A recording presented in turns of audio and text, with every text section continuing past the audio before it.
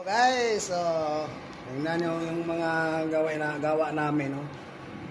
Preparasyon namin to para magpalit ng wire sa crane. So guys, ito yung wire ng hosting wire, pangbira. Malaki ito guys. May plastic pala, hindi namin to tinanggal. Saka na pag maampisa na sa Lunes na. Ito yung preparasyon namin. Wala kaming tripod. Ang ginawa namin, yun, kuha na lang, bitin.